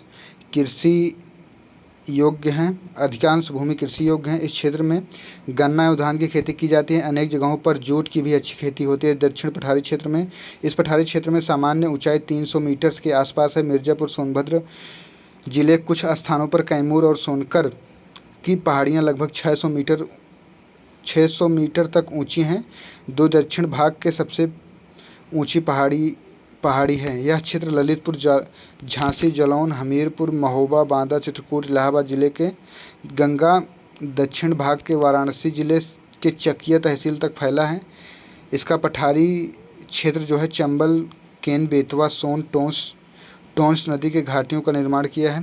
मैदानी क्षेत्र देखते हैं गंगा, यमुना एवं सहायक नदियों द्वारा लाई गई काप मिट्टी, कीचड़, बालू द्वारा निर्मित। मध्य के मैदानी भाग की ऊंचाई 80 से 300 मीटर तक है। इसका ढाल उत्तर पश्चिम से दक्षिण पूर्व की ओर है। इस क्षेत्र को मुख्यतः 2 भागों में बांटा जा सकता है, खादर और बांगर। इसको छोड़ देते हैं, इसको उतना आप लोग याद भी नहीं कर पाएंगे। इसको देखते हैं खादर क्षेत्र क्या है, बांगर क्षेत्र क्या है। नदी के पास वाला क्षेत्र जहाँ बाढ़ आती रहती है खादर क्षेत्र कहलाता है। हर वर्ष बाढ़ आने के कारण यहाँ की मृदा का नवीनीकरण होता रहता है। इसी कारण ये क्षेत्र उपजाऊ बना रहता है। दूसरा है बांगर क्षेत्र, नदी के दूर वाला क्षेत्र जो नदी द्वारा लाई गई मिट्टी से पाटा गया है। इस प्रदेश में बाढ़ नहीं आती है, जिस कारण यहाँ की मिट्टी का नवीकरण नहीं हो पाता है। बांगर क्षेत्र कहलाता है। यह क्षेत्र मैदान के ऊंचाई वाले क्षेत्र होते हैं। आगे देखते हैं जलवायु। किसी भी क्षेत्र विशेष में लंबी अवधि के दौरान वायुमंडलीय दिशाओं को जलवायु कहा जाता है। वायुमंडलीय दशाओं को जलवायु कहा जाता है। प्रदेश की जलवायु उष्णकटिबंधीय व उपोष्ण मानसूनी प्रकार की जलवायु होती है। उत्तर प्रदेश व उत्तर एवं उत्तर पश्चिम भाग में हिमाचल में स्थित होने के कारण प्रदेश में साइबेरिया से आने वाली ठंडी हवाएं प्रवेश नहीं कर पाती हैं। ये देख लेंगे आप अपने तरीके से। सर्वाधिक वर्षा जो है गोरखपुर में, सर्वाधिक मतलब न्यूनतम वर्षा मथुरा में होती है 187 सेंटीमीटर 54 सेंटीमीटर। ऋतुएं देख लेते हैं। ऋतुएं 3 होती हैं उत्तर प्रदेश की, इसको आप लोग देख लेंगे। थोड़ा जल्दी करते हैं।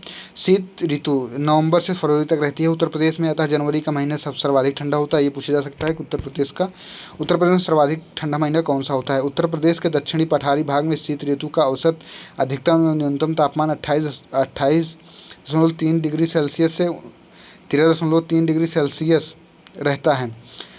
शीतकाल में भूमध्य सागरीय क्षेत्रों में उत्पन्न होने वाले चक्रवातों से भारत में प्रवेश करने से पश्चिमी उत्तर प्रदेश में 10 सेंटीमीटर अधिक वर्षा हो जाती है, जिसे मवाठ कहते हैं, जो रबी की फसल के लिए लाभदायक होती है। ग्रीष्म ऋतु मई जून में यहाँ का तापमान सबसे अधिक गर्म रहता है, क्योंकि इस समय सूर्य कर्क रेखा पर लंबवत चमकता है। कर्क रेखा के निकट होने के कारण प्रदेश को बुंदेलखंडी नगरों में तापमान सर्वाधिक होता है। बांदा जिले का तापमान 40 डिग्री सेल्सियस से 47 डिग्री सेल्सियस तक पहुँच जाता है। सर्वाधिक गर्मी झांसी व आगरा, न्यूनतम गर्मी जो है बरेली में पड़ती है। वैसे तो इलाहाबाद में ही पड़ती है, लेकिन इसमें दिया नहीं गया है, सर्वाधिक गर्मी इलाहाबाद में ही पड़ती है, हम लोग देखे हैं। मई जून में प्रदेश में चलने वाली धूल भरी पश्चिमी हवाओं को लू कहते हैं, इसको पाकिस्तान में भी लू कहते हैं। ग्रीष्म ऋतु में औसत अधिकतम तापमान 36 डिग्री सेल्सियस से 39 डिग्री सेल्सियस रहता है, जबकि औसत न्यूनतम तापमान 21 डिग्री सेल्सियस से 23 डिग्री सेल्सियस तक रहता है। आगे देखते हैं। उत्तर प्रदेश के अधिकांश मानसूनी वर्षा दक्षिण पश्चिम मानसून बंगाल की खाड़ी की मानसून शाखा से प्राप्त होती है। इसमें उत्तर प्रदेश की कुल वर्षा का लगभग 75 से 80% भाग प्राप्त होता है। बंगाल की खाड़ी से उठने वाली पवनें WB में वर्षा करती हैं तथा करते हुए उत्तर प्रदेश में पहुंचती हैं। कुछ पवनें तो सीधी निकल जाती हैं, परंतु कुछ पवनें हिमालय पर्वत से टकराकर दक्षिण की ओर वर्षा कर देती हैं। सबसे पहले हिमालय से टकराकर गोरखपुर में सर्वाधिक वर्षा होती है। इस प्रकार पूर्व से ज़्यादा पश्चिम में जाते जाते वर्षा कम हो जाती है। वर्षा का औसत एवं अधिकतम न्यूनतम तापमान इस तरीके से देख सकते हैं। वर्षा के आधार पर जलवायु का वर्गीकरण। आर्द्र उपोष्ण तराई क्षेत्र में वर्षा जो है 120 से 150 सेंटीमीटर होती है। पूर्वी उत्तर प्रदेश में 100 से 150 सेंटीमीटर। साधारण एवं आर्द्र एवं उष्ण क्षेत्रों में देखते हैं। मध्यवर्ती मैदानी क्षेत्र में 80 से 100 सेंटीमीटर वर्षा होती है। पश्चिमी मैदानी क्षेत्र में 65 से 80 सेंटीमीटर वर्षा होती है। बुंदेलखंड पठारी क्षेत्र में 80 से 100 सेंटीमीटर वर्षा होती है। प्रदेश का सर्वाधिक नमभूमि वेटलैंड वाला जिला है सोनभद्र। उत्तर प्रदेश का सबसे कम नमभूमि वेटलैंड वाला जिला बागपत हाथरस है। प्रदेश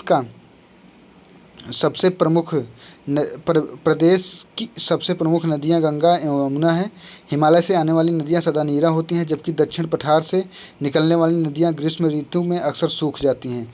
प्रमुख नदियां एवं उनके उद्गम देखते हैं इस तरीके से। हिमालय से उद्गमित हैं गंगा, यमुना, रामगंगा, गंडक, सरयू, रोहिणी, राप्ती आदि हैं। मैदानी क्षेत्र में उद्गमित हैं गोमती, पांडव, वरुणा, सई, ईशान। दक्षिणी पठारी क्षेत्र में उद्गमित है सोन, केन, रिहंद, टोंस, बेतवा, चंबल, कन्हार आदि। गंगा नदी देखते हैं। भागीरथी नदी गंगोत्री हिमनद से गोमुख स्थान से निकलती है। अलकनंदा नदी बद्रीनाथ के पास संतोषपद हिमनद से निकलती है। देवप्रयाग में अलकनंदा और भागीरथी मिलती हैं, यहाँ से गंगा नदी के नाम से जानी जाती है। देवप्रयाग से पहले अलकनंदा नदी को पंच प्रयागों सभी उत्तराखंड में अलग अलग नदियाँ मिलती हैं। विष्णु प्रयाग अलकनंदा और धौला गंगा जहाँ से मिलती है उसे विष्णु प्रयाग कहते हैं। नंद प्रयाग अलकनंदा और मंदाकिनी जहाँ मिलती है उसे कहते हैं। आगे देखते हैं कर्णप्रयाग किसे कहते हैं। कर्णप्रयाग कहाँ है? अलकनंदा और पिंडार जहाँ मिलती है। रुद्रप्रयाग अलकनंदा मंदाकिनी। देवप्रयाग अलकनंदा भागीरथी। गंगा का मुख्य धारा बांग्लादेश में प्रवेश करती है, जहाँ इसे पद्मा के नाम से जाना जाता है। पद्मा में ही ब्रह्मपुत्र नदी बांग्लादेश में जमुना आकर मिलती है। अब इसे मेघना के नाम से जाना जाता है। अतः ये बंगाल की खाड़ी में गिर जाती है। यहाँ पर विश्व का सबसे बड़े नदी डेल्टा का निर्माण करती है, जिसे सुंदरवन डेल्टा कहा जाता है। गंगा नदी 5 राज्यों से होकर गुजरती है। उत्तराखंड उसका उद्गम स्थल है। इस तरीके से उत्तर प्रदेश में सर्वाधिक लंबाई तय करती है। बिहार, झारखंड सबसे कम लंबाई झारखंड में तय करती है। पश्चिम बंगाल में ये देखते हैं बंदरपूछ से निकलती है यमुना, जिसे बंदरपूछ। फिर आके यहाँ चंबल से मिलते हैं। चंबल के बाद ये भोपाल से आती है बेतवा से मिलती है। प्रयागराज में आके गंगा से मिल जाती है, जहाँ संगम है। और गाजीपुर के पास गाजीपुर और बनारस के क्षेत्र में जो है यहाँ गोमती नदी मिलती है। उससे पहले गोमती नदी में सई नदी मिलती है। घाघरा देख लेंगे आप। इस तरीके से नदी तंत्र पूरा है। आगे देखते हैं यमुना नदी।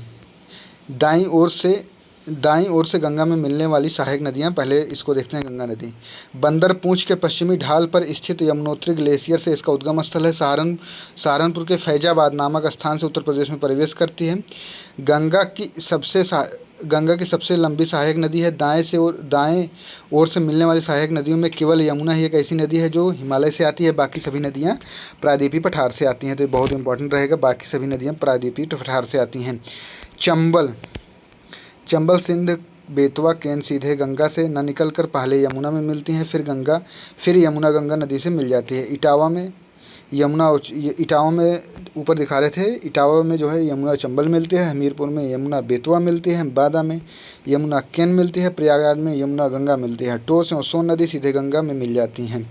चंबल देखते हैं, उद्गम स्थल इसका महू जिले मध्य प्रदेश के जनापाव पहाड़ी से हुआ है। उत्तर प्रदेश में आगरा इटावा की सीमा बनाते हुए मुर्दागंज इटावा में यमुना में विलीन हो जाती है। प्रमुख सहायक नदियां हैं क्षिप्रा, पार्वती, बनास, काली सिंध। प्रमुख बांध है जवाहर बांध, सागर बांध, राणा प्रताप सागर बांध, गांधी सागर बांध बनाए गए हैं इस नदी पे। इधर देखते हैं बेतवा संस्कृत में वेत्रवती के नाम से हमीरपुर के समीप यमुना नदी में विलीन हो जाती है। प्रमुख बांध है माता टीला झांसी में, राजघाट ललितपुर में है। केन देखते हैं, उद्गम स्थल कैमूर की पहाड़ियाँ उत्तरी ढाल से बांदा जिले में भुजहा नामक स्थान पर यमुना में विलीन हो जाती हैं। इसे कर्णवती के उपनाम से भी जाना जाता है। टोस नदी गंगा की सहायक नदी है। उद्गम मध्य प्रदेश के कैमूर पर्वत श्रेणी में स्थित तमसा कुंड जलाशय से हुए प्रयागराज के निकट सिरसा नामक स्थान पर गंगा में विलीन हो जाती है। तो उसमें बिहार जलप्रपात स्थित है। इस पे बीहड़ व बेलन इसकी प्रमुख सहायक नदियां हैं। इस पर मेजा प्रपात स्थित है। बीहड़ नदियों से ही इसमें घड़ियाल आते हैं। अभी उत्तर प्रदेश के इलाहाबाद की बाढ़ में देखा गया था सलोरी में। टोस नामक एक अन्य नदी जो यमुना में मिलती है, परंतु यह उत्तर प्रदेश में प्रवाहित नहीं होती है। सोन नदी को देखते हैं हम।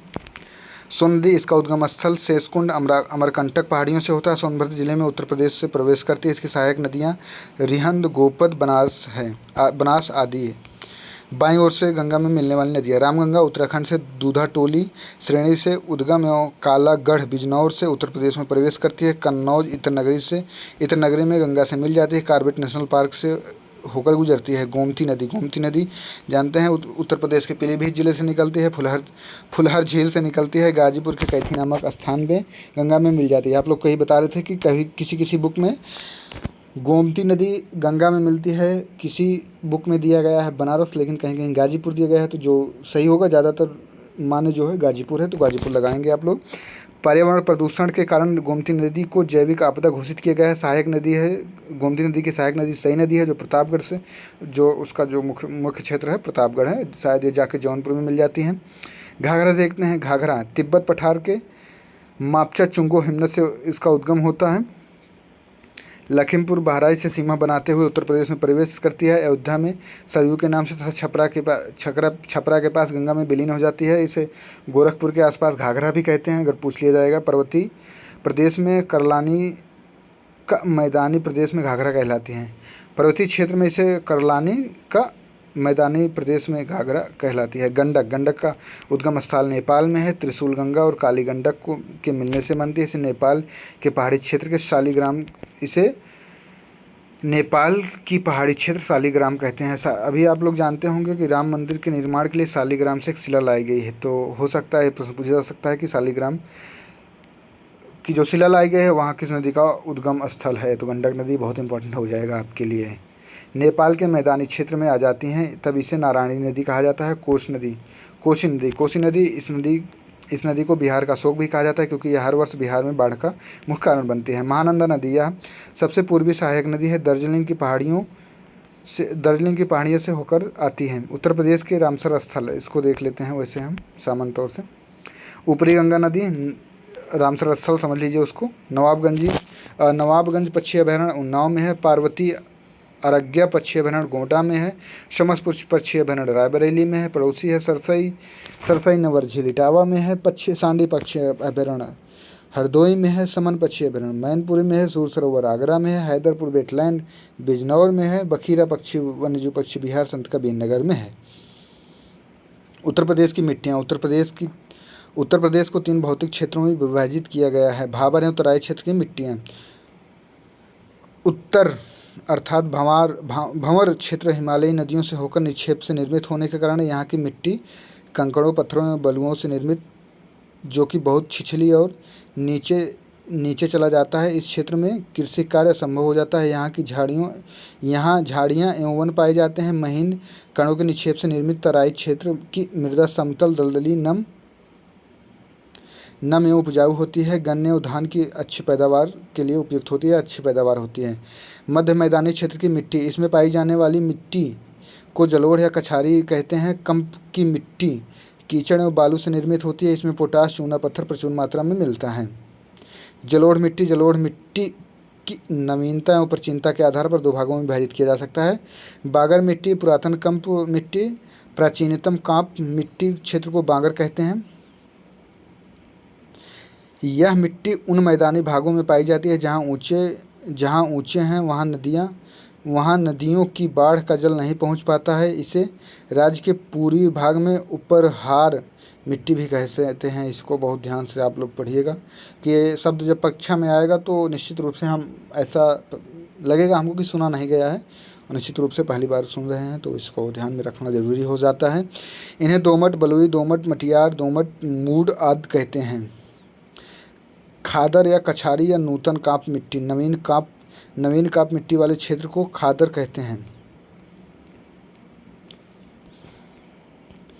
यह मिट्टी नदियों के बाढ़ के मैदान में पाई जाती है। प्रदेश के विशाल मैदान में जलोढ़ एवं कांप मिट्टी का विस्तार मिलता है। बागर की अपेक्षा अधिक जल शक्ति धारण करने की क्षमता वाली होती है। दक्षिण के पठार की मिट्टियाँ बुंदेलखंडी मिट्टियाँ कहते हैं। इस मिट्टी में मोटे अनाज उगाए जाते हैं। आप लोग जानते हैं मोटे अनाज को उगाने के लिए श्री अन्न योजना की शुरुआत की गई है। आप लोग इसको डिटेल में पढ़ेंगे। यूपीएससी और यूपीपीसीएस के लिए बहुत इंपॉर्टेंट रहेगा। मिलेट योजना का अनुसंधान केंद्र जो है कर्नाटका के हैदराबाद में स्थित है। हैदराबाद, ये क्लियर कर लीजिएगा आप लोग। लाल मिट्टी देखते हैं। यह मृदा दक्षिणी प्रयागराज, झांसी, मिर्जापुर, सोनभद्र, चंद्रौली जिलों में पाई जाती है। लाल मिट्टी में नत्रजन, जीवांश, फास्फोरस, चूने की मात्रा में की कमी होती है। यहाँ गेहूँ, दालें उगाई जाती हैं। भाड़ या माट मृदा, काली मिट्टी, रेगुर, चिकनी प्रदेश के पश्चिमी सीमा के जिले में पाई जाती है। खेती के लिए उपयुक्त नहीं है। परवा मिट्टी हमीरपुर, जालौन, यमुना नदी के ऊपरी जिलों में पाई जाती है। हल्के रंग की बलुई दोमट मिट्टी होती है। राकर मिट्टी, यह लाल भूरे रंग की दानेदार मिट्टी है। पर्वतीय एवं पठारी ढालों में पाई जाती है। भेंटा मिट्टी विंध्य पर्वतीय क्षेत्रों में पाई जाती है। मृदा अपरदन जल एवं बहाव, वायु वेग एवं हिम पिघलने से एक स्थान की मिट्टी दूसरे स्थान पर चले जाने को मृदा अपरदन कहते हैं। इसे रेंगती हुई मृत्यु भी कहते हैं। मृदा अपरदन के मुख्यतः 2 प्रकार होते हैं, जलीय अपरदन, वायु अपरदन। जलीय अपरदन, यह अपरदन मुख्यतः पूर्वी और दक्षिणी क्षेत्रों में होता है। जलीय अपरदन से सर्वाधिक प्रभावित क्षेत्र हिमालय का तराई क्षेत्र है। मृदा के जलीय अपरदन से लगभग संपूर्ण प्रदेश प्रभावित है, जबकि वायु अपरदन से कुछ ही क्षेत्र प्रभावित है। इटावा आप लोग जानते हैं सर्वाधिक प्रभावित है वायु अपरदन से। जलीय अपरदन के मुख्यतः 2 रूप होते हैं, आगे देखते हैं। परत अपरदन और अवनलिका अपरदन। परत अपरदन यह समतल खेतों में बहुत ही सूक्ष्म तरीके से होता है, जिसे किसान समझ नहीं पाता है। खेत की उर्वरता कम हो जाती है, इसीलिए इसे किसान की मौत की संज्ञा दी गई है। किसान की मौत किसे कहा जाता है? तो परत अपरदन को। अवनलिका अपरदन देखते हैं। चंबल नदी क्षेत्र में सर्वाधिक होता है, जिससे उत्तर प्रदेश का इटावा जिला विशेष रूप से प्रभावित है। इसके कारण ही आगरा, इटावा, जालौन जिले में बीहड़ पाए जाते हैं। वायु अपरदन से सर्वाधिक प्रभावित जिला मथुरा है। सॉरी, उसके लिए गलती हो गई, पीछे बोल दिए थे इटावा। सर्वाधिक प्रभावित जिला मथुरा है, आगरा है। यह मुख्यतः अपरदन प्रदेश के पश्चिमी क्षेत्र में होता है। नोट, मृदा अपरदन को वृक्षारोपण के माध्यम से रोका जा सकता है। यूपीएससी को छोड़ दो, पीसीएस में लगभग 4 से 5 बार प्रश्न पूछा गया है, और कहें तो बार प्रश्न पूछा गया है। प्रदेश की पहली बस सेवा 15 मई 1947 को लखनऊ से बाराबंकी के बीच शुरू की गई थी। लखनऊ प्लान सड़कों के विकास से संबंधित है। लखनऊ प्लान किससे संबंधित है? लखनऊ के सड़कों से संबंधित है। अभी हाल ही में चर्चा में है कि स्पीकिंग रोड कहाँ पे निर्माण की जा रही है, तो लखनऊ में स्पीकिंग रोड का निर्माण किया जा रहा है। करंट अफेयर का क्वेश्चन होता है। उत्तर प्रदेश राज्य सड़क परिवहन निगम 1 जून 1972 मुख्यालय लखनऊ में है। केंद्रीय कार्यालय प्रशिक्षण संस्थान कानपुर में है। निगम द्वारा संचालित बसें जनरल सेवा जो है लोहिया ग्रामीण बस सेवा फरवरी 2015 में। इसका किराया सामान्य बसों से 25% अधिक रखा गया है। महानगरीय बस सेवा 6 जुलाई 1992 को शुरू की गई। उत्तर दक्षिण पूर्व पश्चिम गलियारे को 6 लेन की सड़कों द्वारा झांसी में काटती हैं। सिलचर से चलने वाली 6 लेन की सड़कें प्रदेश से पूर्व आने के बाद लखनऊ के NH 28 का अनुसरण करती है। लखनऊ के बाद झांसी तक NH 25 का अनुसरण करते हैं। कोलकाता से चलने वाली 4 लेन की स्वर्णिम चतुर्भुज सड़क वाराणसी में प्रवेश करने से लेकर कानपुर होते हुए दिल्ली के NH 2 GT का अनुसरण करती है। आप लोग ये बताएंगे ये वाला पेज अच्छा रहता है कि वो वाला पेज? तो हम ऐसे करेंगे, ये रोड देख लेंगे हम लोग।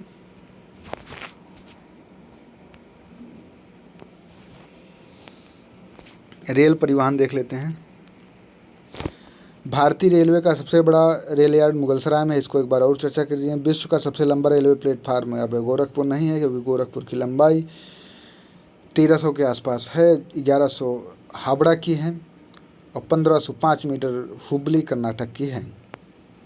केंद्रीय रेल विद्युतीकरण संगठन इलाहाबाद में है। बिजली ड्राइवर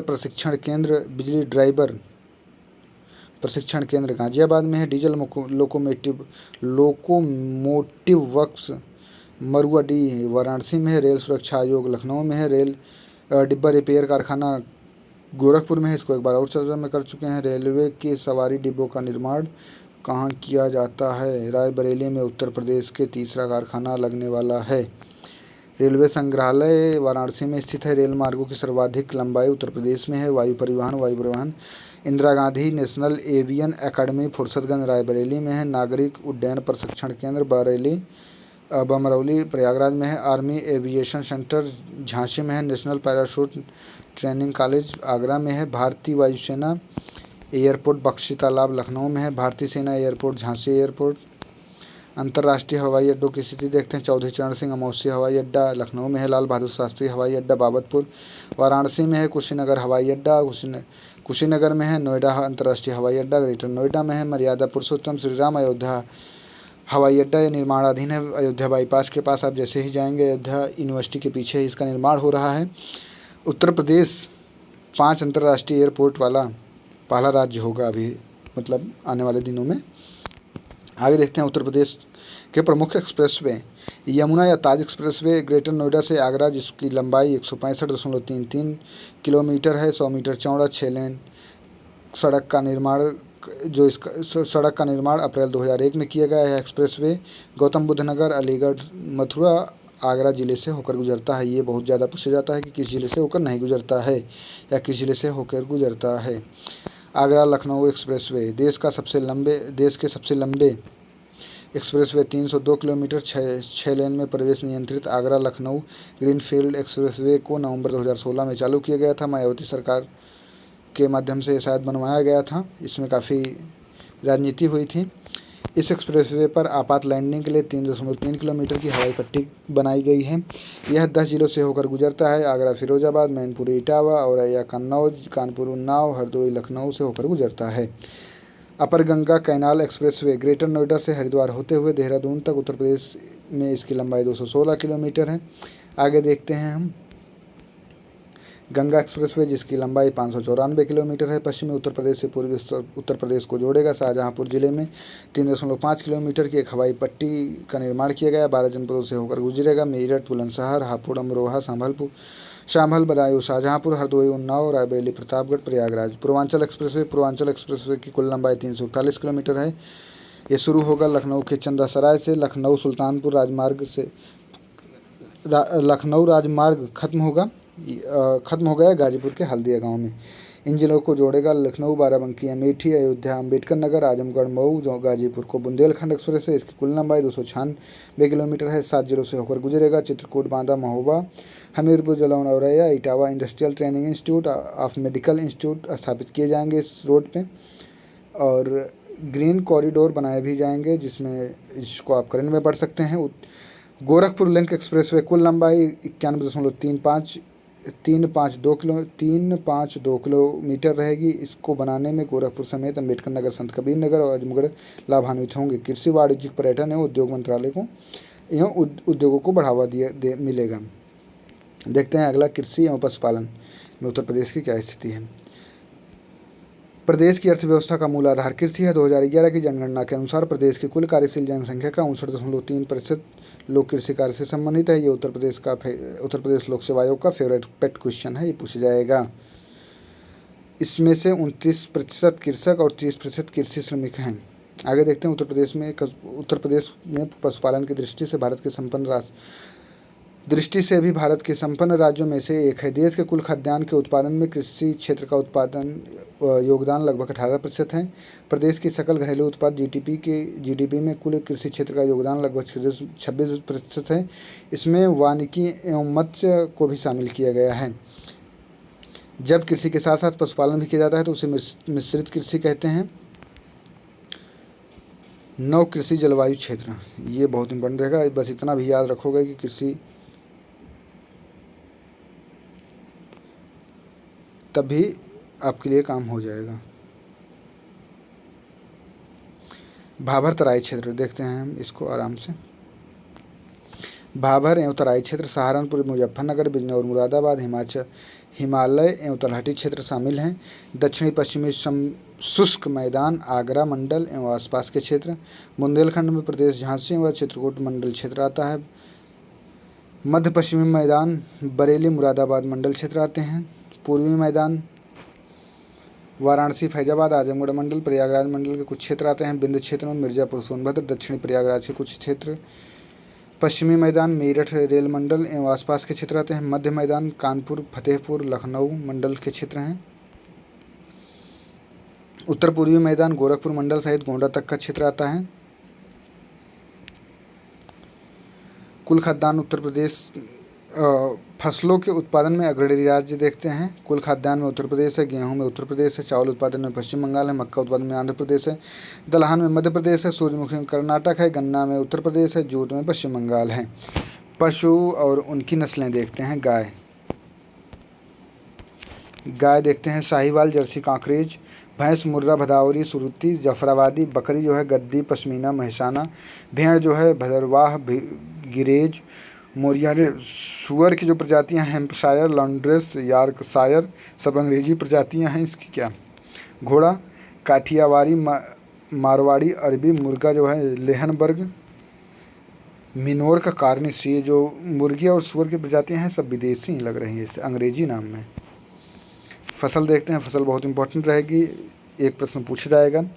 बुआई देखते हैं, रबी फसल की बुआई अक्टूबर और दिसंबर मध्य ऋतु में की जाती है। कटाई अप्रैल और जून के आसपास की जाती है। प्रमुख फसलें होती हैं गेहूं, जौ, मटर, सरसों, चना। इन फसलों को कम जल एवं औसत ताप की आवश्यकता होती है। खरीफ में देखते हैं, बुआई जून जुलाई में होती है। कटाई सितंबर अक्टूबर में होती है। प्रमुख फसलें चावल, मक्का, ज्वार, बाजरा, तिल, राई, मूंग, कपास, जूट, गन्ना, तंबाकू, सोयाबीन, अरहर आदि हैं।